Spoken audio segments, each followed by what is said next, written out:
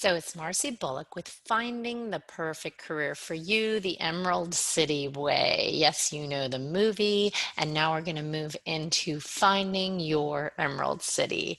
Let's think about this notion of career development as this whole process of understanding the ongoing and dynamic search for making meaning out of our lives by finding a way to use our gifts and strengths to be happy with the subjects we choose to learn and the work we decide to do. So you're on the Yellow Brick Road path throughout this webinar. We have just about 10 minutes to get you on the road and finding your goal. So let's talk about you. Yeah, let's talk about you. So let's think about who you are in terms of nouns, verbs, and adjectives and adverbs, coming up with ways to explain what you have as an asset to a future hiring manager. Sometimes we are our worst critic and we want to think more positively about what we have to offer. Think about all the skills that you have. Maybe you're good listening to people, you help solve problems, you're able to analyze situations. It's really hard to talk about our skills, but work on practicing that. Also think about what you want from an employer. So when we talk to college students, we find that some of the important things are opportunity for advancement, job security, quality of employer's benefit package, friendly coworkers, we don't want a wicked witch that we have to work with, and the location of the job. It can vary a lot with you and your own values, what you rate as high. I want you to think in terms of what are your deal breakers. I love this idea. If you had to pick a non-negotiable for your job, what would it be? These are really big questions. Also think about boosting your confidence level. So again, let's focus on what you bring to the table. If you haven't taken the Gallup Strengths Finder, I encourage you to do that and to watch our video on strengths. And this will help you realize what energizes you. I love this notion of when does time fly by for you? When are you just like, oh my gosh, it's 5 o'clock. I don't know what I was doing, but all of a sudden, poof, the day has gone by. Also, just think about what makes you unique, what differentiates you.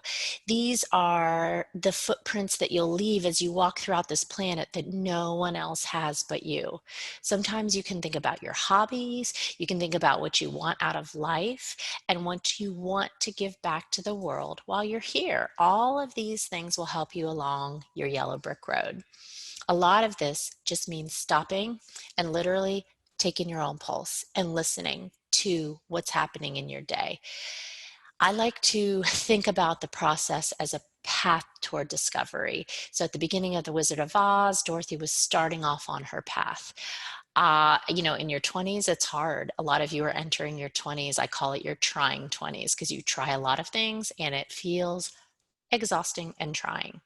But honestly, if you think back to age 10, about your earliest memories of what you enjoyed doing, that can help you on this journey. And the compass can lead you in the right direction.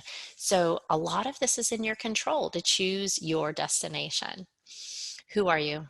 Who am I? The myth is that as you grow, your personality changes, but honestly, I think it intensifies. And Glinda the Good Witch told Dorothy she had it in her all along, right? That she could get home with those ruby slippers, but she had to figure it out. And you're on your journey of figuring it out for you.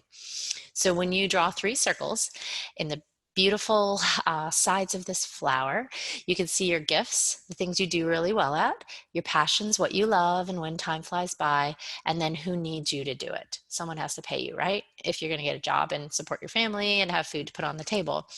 Engaged workers intersect all 3 of those circles. And only 20% of people in our culture are engaged. So that's why it's so important to pay attention to these things and ask yourself these questions when you're in college. Strong, weak plan. All right, so this is the whole notion of what makes you feel strong, paying attention to your emotions, and then when you feel energized and when time speeds by. So in the strong week plan, what you do is for 1 week, you write down when you feel good after an activity. You just jot it down on a little notepad. I helped my mom tile the floor, or I organized my closet. Pay attention to that and drill down after a week of doing this activity. You will find some real gems that will help you to realize what you need in your life that could be your non-negotiables. And talk with me after you do your strong week plan. Also, the week part of the plan is what drains you. So during that week, what really drains you and sucks the life out of you? That's the best assessment you can do, is just listen to yourself for 1 week and document it, reflect and document. Because we all have to overcome our fears. I was so scared of these flying monkeys. What is stopping you from going after what you truly want? A lot of times it's what I call the F bomb: fear, fail, and find. We have to overcome our we have to overcome our fear. We have to realize we will fail, and that's going to teach us something. And the fine is, we're not just fine, we're phenomenal, because there was a 1 in 400 trillion chance that we would be here today. And we are here today. So if you've heard that said by me in other videos, I want to reinforce it with repetition. So remembering our theme today, which is getting to the Emerald City, remembering that it takes heart, it takes courage. All of this is what is going to help us to get on our way.